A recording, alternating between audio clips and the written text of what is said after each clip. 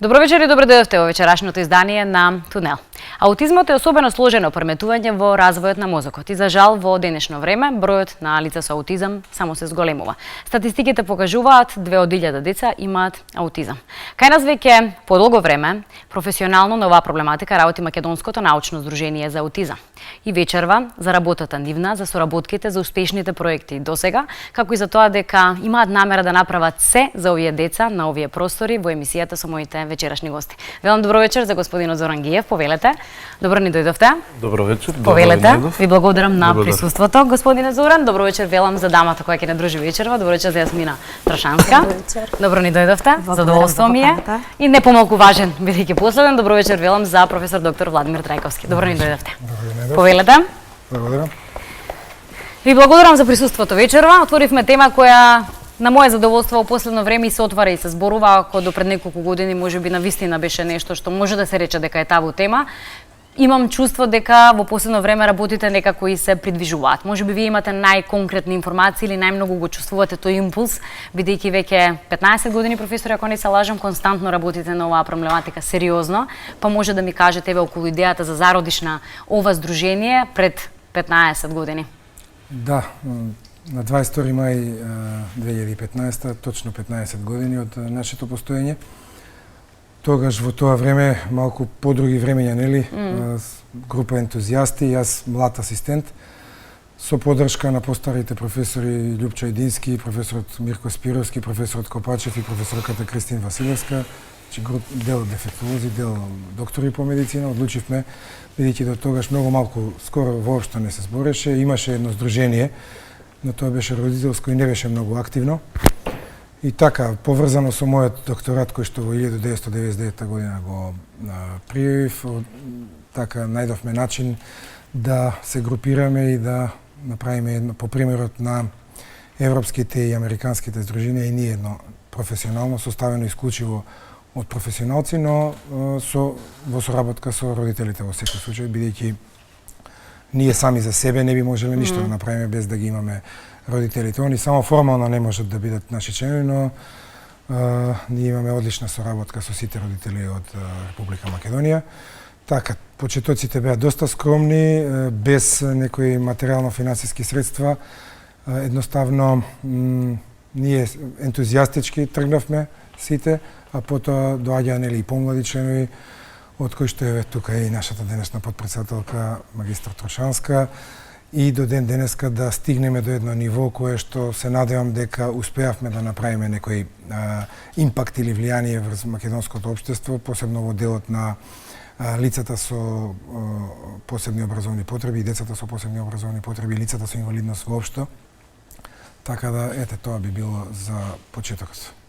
И сега овде, бидејќи ги споменавте родителите, клучни се и на крајот на криштата ова се прави за да ви се олесни, што се вели, нели, животот и едноставно да можете да функционирате сосема соодветно на потребите кои ги имате во вашето семејство. Вашето дете има аутизам и е колку годинки?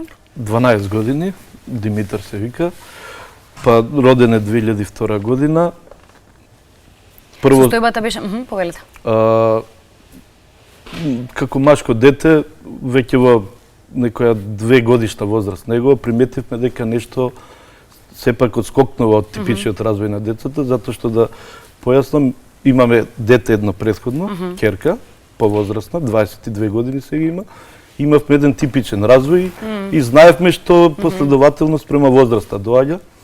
Кај него приметивме дека нешто не е баш како што треба и се обративме до наши институции заедно со на предлог на педијатарот. Посетивме Завод за ментално здравје и Завод за рехабилитација на глас, говор и слух, каде што во првиот момент не беше воспоставена дијагноза аутизам, значи тогаш он имаше 2006 беше околу 3,5 години. Беше востановено забавен психомоторен и говорен развој, затоа што професорот после повеќе ќе објасни еден од симптомите, така да кажам, на аутизмот се она немање на говор или не типичен говор. Така, знам дека обично реагираат веднаш родителите и нели првото. првото. Да, на тоа прво као нема говор, ги направивме сите оние медицински испитувања слух од видео, да не се некои физички проблеми. И почнавме со рехабилитација со голема надеж дека тоа е нешто ситно и ќе се поправи, така да кажам. Но како што идеше времето, гледавме дека не е проблемот толку едноставен, дека се работи за нешто сериозно. Ние како родители прво што ни доаѓа, благодарение на интернетот и пристапот до информации, почнавме симптом да бараме, да тражиме и тогаш првпат се соочивме дека е аутизам во прашање. Го наоѓавме со сите негови... Посетуваше редовно училиште до тогаш Димитар? Не, 3,5 години беше малецок, се уште беше во градинка. Потоа сакав да речем, дали го запишате или не? Потоа на негова 7 годишна возраст, 8 годишна ствари, пробавме со законот за инклузија, го запишавме во редовно училиште, но тоа е уште една тема за дебата за инклузивното учење, не се вклопи во средината. И он во средината, и средината спрема него. Затоа што ние со дечињата немавме некој проблем, они го прифаќаа, глеdaa дека е различен од нив. Проблем настана со родителите на децата, родителите со... Јас тука би рекла дека е таа неинформираност, недолно пласирање на информации, посебно околу аутизмот и за токму лицата со аутизам во секојдневието. Може би за тоа уште го имаме тој јас на неразбирање или едноставно на комуникација од едната и од другата страна, иако е жално во денешно време да се зборува за една и друга страна. Може би вие ќе може да ми дадете поконкретни информации, еве и како дефектолог, работите со дечињата веќе подолго време и искуството е малку поинакво кога ќе кажеме што е она што им е потребно, каков тип на терапија им е потребна и во кој момент можеби или зависно од степенот претпоставува мисто на детето или аутизмот кај детето може да биде инклузирано во основните училишта, потоа во средните училишта или воопшто во општеството? Па вака, на дечињата пред се им е потребно веднаш рана интервенција.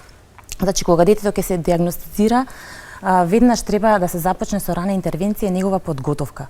Во однос на започнувањето на процесот на вклучување во општеството, значи мора да започне уште во градинките.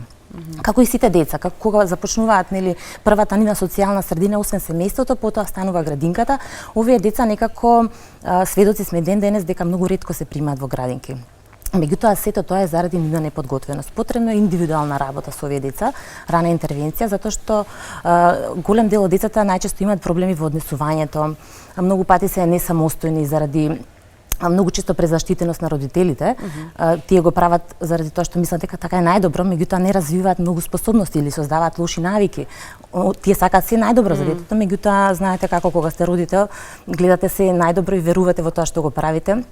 Може би не знаејќи во одреден период дека правите контрауслуга на детето. Да, родителите се всушност во самиот почеток се оставени сами на себе, некако немаат некое семејно советување. Што треба, значи Тоа да прашам, имаме ли систем некој како да се тргне кога еве вие сте ја добиле првичната информација гледајќи си го своето дете во семејството дека има нешто што не е во ред, имајќи искуство со претходно дете и вие треба да знаете веднаш можеби каде е наједноставно, најбрзо и најефикасно да се обратите за да добиете. Па за жал не постои, значи постои некој систем, меѓутоа мислам дека тој не е доволен систем. Прво што прават родителите, како што кажа Зоран, дека тие одат да се спроведе дијагностика на детето, значи чека да добијат дијагноза. Меѓутоа таму сметам дека недоволно се работи со родителите. Значи тие треба да се охрабрат поминувајќи низ тежок период да го прифатат што поскоро проблемот и да започнат навистина позитивно да влијаат на своето дете. Значи, неопходно е тие пред се да имаат возможност вклучување во група пред да тргне на училиште.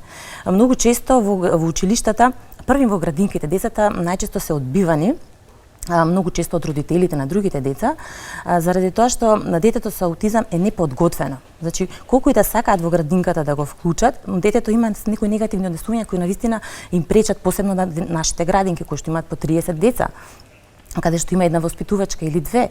Значи тоа е огромна група на дете, замислете дете кое што тоа не е добро. Да, бара посебно внимание, меѓутоа самата средина не е добра ни за детето со аутизам, затоа што тоа е одеднаш од семејство во кое што има познава неколку луѓе. Полно внимание. Одеднаш да, има полно внимание, меѓутоа одеднаш доаѓа во група со 30 деца.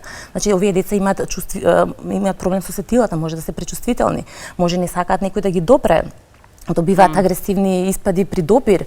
Можеби детето е супер на интелектуално ниво, меѓутоа во такви услови детето може да покаже многу негативно однесување и автоматски одбиено од околината. А тоа негативно однесување доколку се продолжи, многу често имате родители кои што бараат врски, нели, под присила, па ќе го вклучат, детето ќе остане во градинката, меѓутоа сето тоа негативно ќе влие на самото дете. Тоа ќе развие начин одбрамен систем, негативно однесување кое што ќе се втемели во начинот на неговото функционирање. Знаете, имате деца на пример што се гризаат, кога не сакам нешто ќе се гризнам.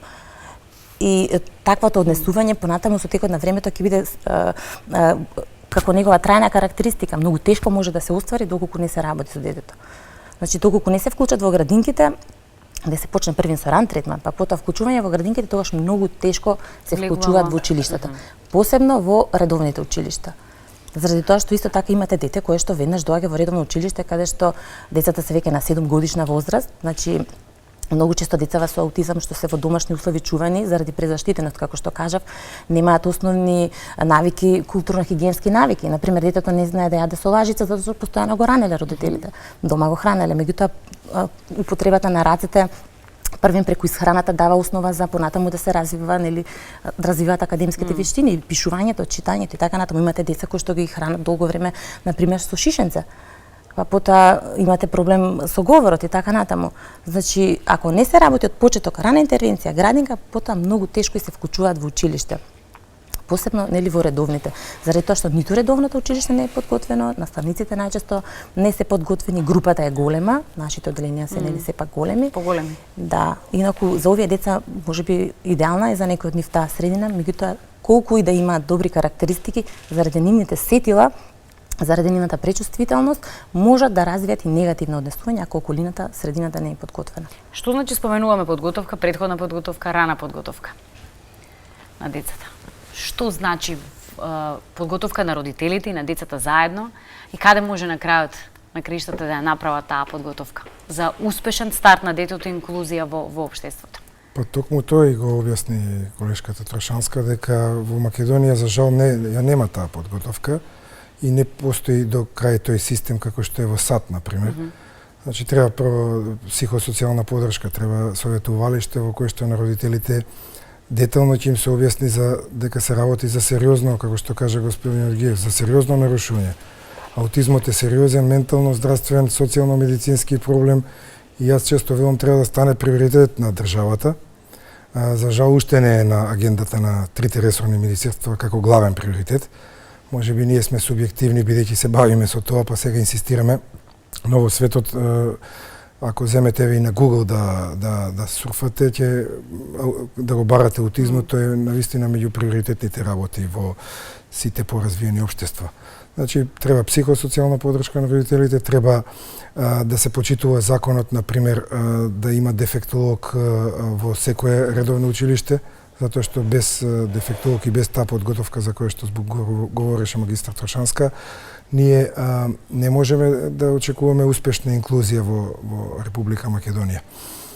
Се добија впечаток како да некогаш се наопаку свртени работите и затоа родителите јас ги оправдувам кога често реагираат, а од друга страна па има некои родители кои што по секоја цена инсистираат нивното дете да оди во редовно училиште, а тоа едноставно, да речеме, има низок квоциент на интелигенција, потоа не може добро да се адаптира, не е добро подготвено, со добра предучилишна програма, значи не се треба да се спроведуваат и ние сега можеби понатаму ќе спомнеме дека треба да се едуцираат нашите дефектолози, психолози, логопеди за одредени програми, како што е АБА и ТИЧ. Тоа го нема кај нас и тука мора да државата да поведе многу повеќе внимание околу таа подготовка и едноставно да се држи до законот дека дел од стручниот тим во градинките и во редовните основни училишта мора да биде дефектолог заедно со психологот и со педагогот. Така што Која програма, што програми има ние во моментов да речеме дека имаме за Вака едно од борбите заедно со професорот и Сдруженијето од свое искуство, знаете кога ќе се соочите со проблемот, излегувате на улица и не знаете што да правите. Тоа е првиот момент што кога би се воспоставиле некои протоколи, каде што ќе бидат запознаени овие институции што ги напоменав, да ве упатат што понатак. Значи една национална стратегија од диагностицирањето на детето аутизам и понатака родителите да не лутат. Значи протоколи некои каде што ќе ве воведуваат во советување на родители на децата, али сите тие овие станици во протоколите да бидат екипирани со соодветен стручен кадар, со дефектолози, со логопеди, со физиотерапевти, затоа што децата исто имаат доста и проблеми со моториката, со фината, со грубата моторика. Еден куп мултидисциплинарни работи, затоа што самиот комплекс, овој аутизам е толку специфичен, толку комплексен да дете со дете не е исто од тоа. Баш си секој како што велат убаво во свој свет и во свое окружување кое треба да се потрудиме да ги извадиме, а тоа да има некој национална стратегија, протокол, центри каде што би се екипирале, едноставно од оно што како искуство го имам мало, во смисла на работејќи на темите на емисијата, барајки интернет податоци и така натаму, гледам и добивам впечаток дека може да има многу позитивен прогрес кај децата, во смисла на полесно инклузирање, зависно од степенот на аутизам кој го има и зависно од можеби како и колку се работи со децата. Па имам информации дека одредени деца, значи го надминуваат до оној степен, аутизмот условно речено, што може да се инклузира буквално во средина во која функционираме сите, да може да се носи со состојбата и да може истата условно речено да контролира. Кога е тој степен, тоа ниво, кога може тоа да се постигне? Па да, тоа ниво зависи од најпрвено од интелектуалната способност на детето. Значи кој е нивото на интелигенција. Меѓутоа исто така зависи и од постапката на родителите, како ќе постапа со детето, колку рано ќе го прифатат и колку навремено ќе почнат да работат со него. А исто така и стручните лица, значи доколку навреме се започне, тогаш интелектуалниот потенцијал доколку е добар, навистина децата може да се вклучат. Значи јас познавам уште самите почетоци кога работев на мојата магистерска, кога влегував во семејствата, значи запознав голем број на семејства и навистина сретнав деца кои што уште во тој период пред можеби 7-8 години беа вклучени, имаше деца кои што завршија средно образование, иако проблематиката до тогаш не беше толку актуелна, меѓутоа бев сведок на тоа дека родителите се нашле начин, значи нашле начин како да го отредираат своето дете со приватни средства, значи со сопствени средства, нашле добра околина, обично тоа се случува во помалите средини каде што не се отфрлени, нашле добра соработка во училиштето, така да имаше дете кое што заврши редовно средно училиште, иако тогаш не беше актуелен проблемот. Значи се зависи од интелектуалниот капацитет и од навремената започнување на временото работење со детето, благовремено. Значи веднаш доколку се открие проблемот, тогаш веднаш треба да почне да се работи со детето.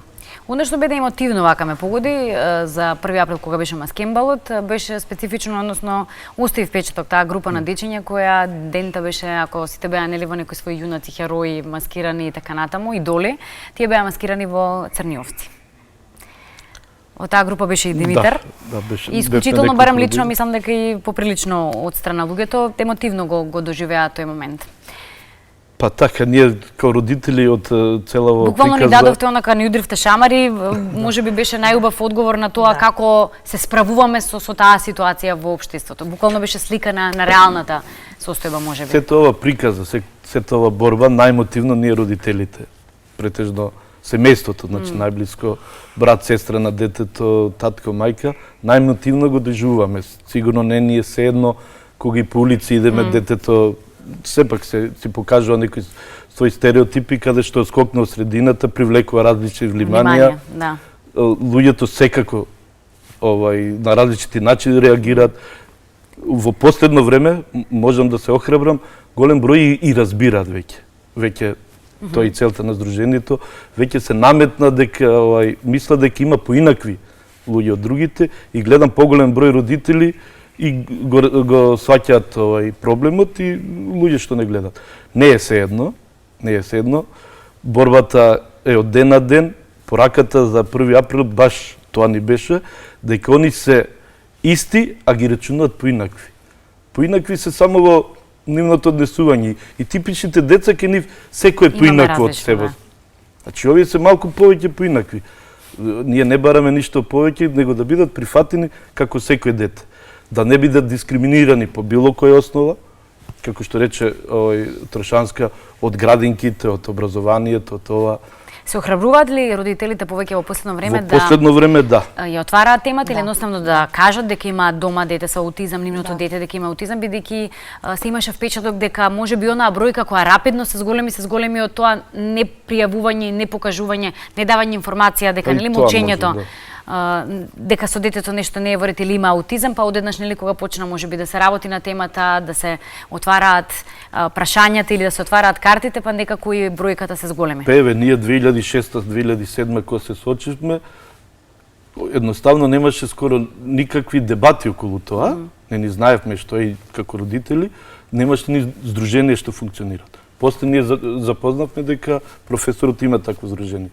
И тоа здружение на родители кое беше тогаш тотално нефункционално. Сега во ова време, повеќе дебати, еви неколку пати вашите емисии ги имам гледано каде што учествувале гости, се дебатирало за тоа, повеќе се зборува, не само со као аутизмот, као попреченост, него како и сите други попречености кај деца што се појавуваат, здруженија се јавуваат, но сите тие работи идат многу состојба со која треба да научиме да се носиме и двете страни. Во смисла, нели, да живееме. Јас само еден пример. До пред некоја година ужасно ми беше тешко кога новинар ќе ме покани да најдам родител. Значи, покрај мене, обично новинарите по ТВ куќите барат и родители. И успеав само еднаш да најдам една родителка за една приватна скопска телевизија, а еве сега без никаков проблем кога му се обратив на господинот Гиев, он доста добро одговори, веднаш прифати, без да се двоуми, без да вели дека е зафатен или да го одбегнува, затоа што во минатото, до пред 5 години, еве одговорно тврдам, родителите воопшто не сакаат да се експонираат вака јавно, така да јас тука би ги пофалил, особено господинот Гиев и господинот Радоев од Штип, со кој што имаме одлична соработка. Он дури води едно здружение таму во Штип, Национална асоциација за аутизам, кое што има повеќе локално дејство нели за тој регион и регионално. Мислам дека тука како здружение ние доста успеавме, сега можеби имаме уште работа, има уште родители кои што сега деца добиваат кои што сега имаат аутизам, значи имаат по 2-3 години, 4 години и треба со нив доста исто да се работи за да се сензибилизираат, за да се носат со проблемот. Али таа најрана возраст кога тоа би беше првично тоа е една кога? Па аутизмот се јавува до 3-та година од животот. Подоцна, например, дете кој што се развива 10 години не може да развие аутизам. Значи нормално што се развива до 3-та. Обично се појави аутизмот. Во светот се детектира и во првите 12 до 18 месеци без проблем, а кај нас заради непознавањето на проблемот од страна на стручните профили може да видите дете со 6-7 години кој што се води под дијагноза развојна дисфазија, што е апсолутно грешна, а се работи за аутизам. Така што Ајде малку за вашата работа, за проектите и соработките кои ги имате. 15 години и тоа како е еден сериозен период, долг. Да, сега кога гледаме тие 15 години мене ми поминаа многу брзо, но кога ќе се навратам назад во што ви беше сите оние можеби она фајлови, као најмачни точки за да дојдете еве до одреден степен на задоволство за тоа веќе како функционираат работите или како се придвижуваат барем нештата по прашање на аутизмот? најмногу што ме мачи лично морам да признам, без да ме сватат авторитетите од владата, дека многу слаб сенс имаат чувство за овој проблем аутизмот. Дури нешто во последните 2-3 години почнуваат да работат со отварањето на центарот минатата година во Топанско поле, кој што има доста слабости, но за тоа би кажал во друга прилика. На вистина тоа најмногу ми прави проблем, што нема чувство сенс, но сепак и покрај тоа што ние да речеме немаме поддршка во смисол на материјално-финансиска поддршка. Никаква поддршка од страна на владата. Она што сме биле финансирани, тоа биле некои проекти во првите години од некои невладени организации и другото е се ентузијастички. Значи ние можеме да работиме со години, да немаме проект, а сепак да имаме некакви дела зад нас. Например, имаме објавено преку 50 на трудови, што во македонската периодика, што во странската, кои што го обработуваат аутизмот како проблем. Од тие 5-6 најмалку се во списанија со фактор на влијание, она што нели сега владата го потенцира, што е уште позначено, ние сме доста цитирани како професионалци членови, бројме некаде околу 50-60 на членови, од кои што активни се секогаш 10 на 15. доста не цитираат, имаме објавено 2 учебника за аутизмот, например, кои што ја подигнуваат нивото на едукација на студентите на Институтот за дефектологија, исто може да ги користат и студентите од психологија, млади дефектолози, па и доктори по медицина, специјализанти и така натаму. Ќе наведам пример, јас кога бев студент на медицина во 93-та година слушав психијатрија, тогаш воопшто не се ни спомнуваше аутизмот како проблем. Значи јас како студент немав поим што е аутизам. Дури подоцна, кога се вработив на Институтот за дефектологија и кога почнав научно да истражувам и сватив дека ништо не е работено за аутизмот и дека јас ќе дадам оригинален придонес кон македонската дефектолошка наука и кон македонската медицина, ако работам тема на аутизам. И така беа почетоците и со мојот докторат една година подоцна и нели со Сдруженијето. Потоа имаме 13 проекти, главно реков финансирани од европски фондови, многу малку од македонски финансиери, во кои што ние делуваме не само научно, како што е во нашиот назив, туку ние делуваме и социјално. Например, во неколку наврати организиравме социјални проекти во смисол на дружење, она што им недостасува на децата пред Нова година, пред новогодишни забави, каде што успеавме да најдеме некои спонзори, приватни фирми, или Ротари клубот, би го спомнал, се надевам нема да биде како реклама сватено ова, бидејќи тие не се профитна организација. Во една нова година и таму успеавме да го достигнеме максимумот, каде што собравме на едно место во една игротека 35 семејства со 35 деца со аутизам. И тоа навистина беше еден успех, затоа што реков пред малку, родителите многу малку сакаат да се појавуваат на такви јавни настани, повеќето во собствен круг на родители, и тоа беше еден од врвните настани. Имаме организирано ликовна работилница на платото на Филозофскиот факултет. Значи доста проекти кои што по повод денот 2 април. 2 април, да, благодараме на господинот Гиев. Тоа можеби во последните 5 години Не, тој е најголемата можеби во последните 5 години што станавме свесни дека треба и ние, и тука не каскаме многу за светот, затоа што некаде 2007 за прв пат е чествуван денот 2 април, донесен од Обединетите нации, а ние веќе во 2011 први започнавме со предспомен куќата на Мајка Тереза, со една огромна манифестација, со бина, со поддршка од медиумите, со поддршка од исто така од естрадните уметници. Направивме една одлична програма. Во 2012 имавме турнир, тука па ни се придружија спортските легенди на Вардар и на репрезентацијата на Македонија, каде што и родителите има еден тим, имавме ние како здружение, се вклучи Агенцијата за млади и спорт, тука морам да ги пофалам. 8 тима, едно одлично дружење, наполнивме салата во Македонско сонце, околу 300-400 таа цела трибина собирани и успеавме да ја наполниме. Медиумски беше одлично подкрепено. Па подоцна бевме на гости кај председателот господин Ѓорѓе Иванов 2013 и лани исто така еден бих рекол одличен настан во музеот на внатрешната македонска борба, каде што преку 300-400 луѓе беа дојдени. Една одлична манифестација и годинава се приклучивме кон Народниот правобранител ние како здружение, значи организацијски не многу, но дадовме поддршка во смисол на одржување на 2 предавања кои што направивме еден пресек што се случува во последните 15 години со аутизмот во Македонија.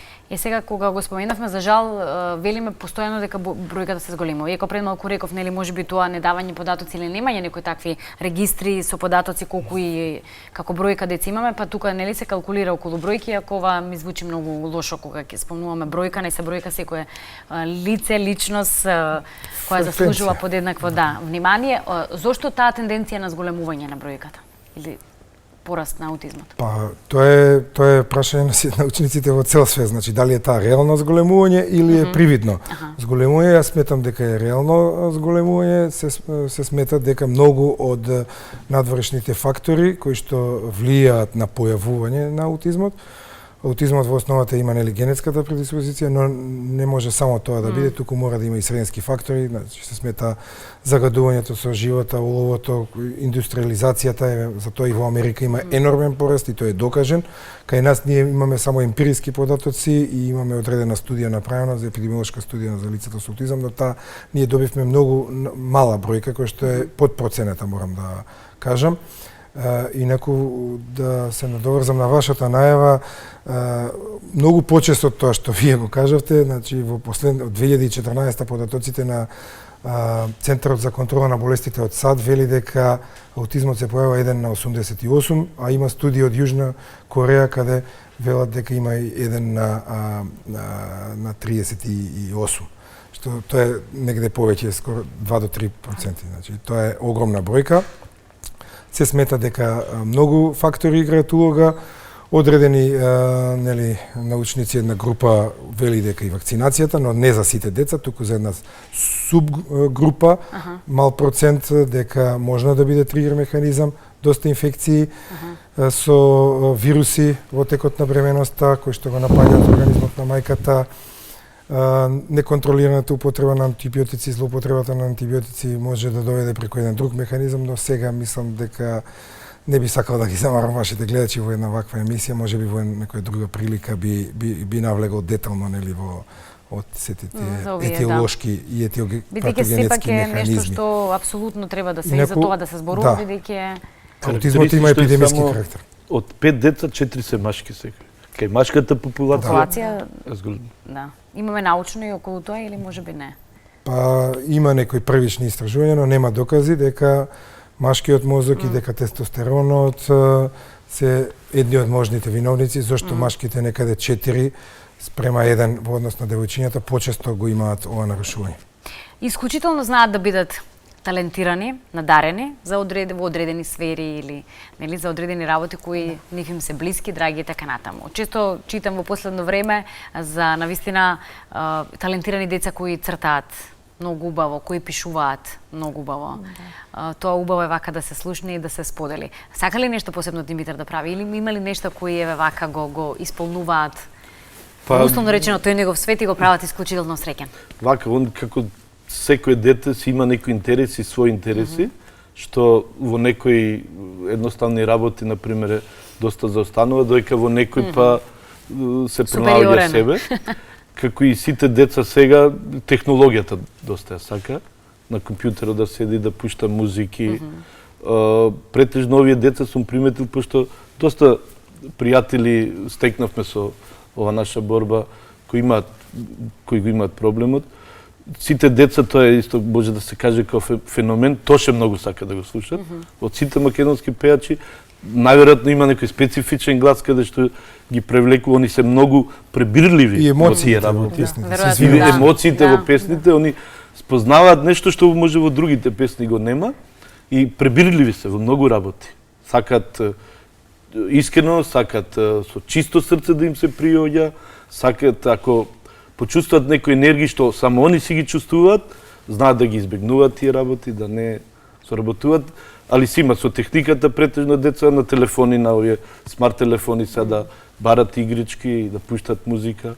Тоа им е многу поинтересно ова и се пронаоѓа. Еве сме од стручен аспект да одговориме на прашање или дали се канализира таа енергија или да речам тие таленти. Како успевате тоа да... Па да, значи многу од децата имаат таленти, меѓутоа најчесто доколку навремено не е работено со детето, доколку тоа се наоѓа во некој... Знаете, овие деца имаат страв од непредвидливи ситуации. Значи, тие не може да откриат причинско-последични врски. Доколку се стават во било која ситуација, која што е непредвидлива, тие се повлекуваат. Сега, кога ќе стекнат доверба во одредена средина и во одредена личност, дури тогаш кога ги имаат тие нивни специфични таленти, дури тогаш ги изразуваат. Меѓутоа, можеби понекогаш и да чекаме многу долго време. Значи, во мојата пракса, конкретно во моментот имам едно детенце кое што секојдневно го сретнувам, значи исклучително добро ги знае сите музички скали. Значи, јас не сум музичко образовано и тоа не можам да го препознам, меѓутоа музичар тоа го препознава. Значи, тој никогаш не посетува музичко училиште, никој не работел со него, а за тоа е потребно да се работи. Теорија на музика познава. Значи, тоа е откриено дури после 7 години, можеби и 8. Потоа има дечиња конкретно што исклучително добро пеат. Меѓутоа навистина добро пеат, значи оригинал. Песната ја пеат дури со гласот, тонот, скалата, дури паузите, нели јас не знам така да пеам. А јас ако почнам да му пеам на детенцето, тогаш ги затвара ушите затоа што погрешно пеам или ми ја затвара устата. За да не го попречам во неговото музицирање. Да, често пати се сретнуваат и таленти исто така на сликање. Значи тие перфектно добро може да пресликат цела ситуација, значи некој настан, може да пресликат слика од телевизија. Има сретнато детенце кое што спотови црта. Сега не ги црта точно ликовите како што се нели во живо, меѓутоа точната поставеност и од самата слика ќе сватиш кој е тој спот и за кое дете станува збор. Има деца кои што исклучително добро сечат со ножички. Например, прават различни видови на форми, без да им ги нацртате при тоа формите. Доколку им ги нацртате, тогаш кацкаат по линијата, нели прават онака за сечувања.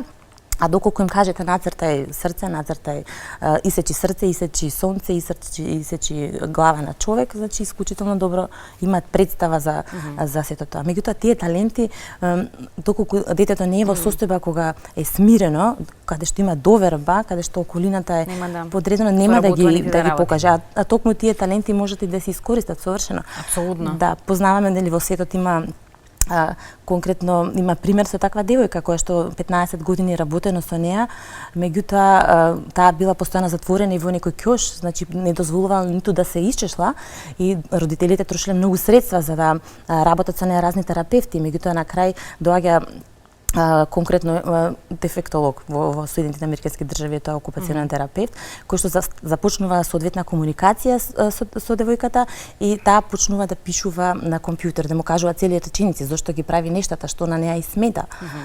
Така да овие деца се непредвидливи. Всушност не можете да предвидите до каде ќе оди нивното ниво на комуникативност, на развојна комуникација, која што доколку нели ја развијат и до каде ќе оди нивното ниво на напредок во одредени способности. Јасмина, конкретно прашање затоа што зборувавме за децата, односно за диагностицирањето во таа рана возраст, зборуваме за инклузија во училиштето, основното, потоа доаѓа средното. Што потоа?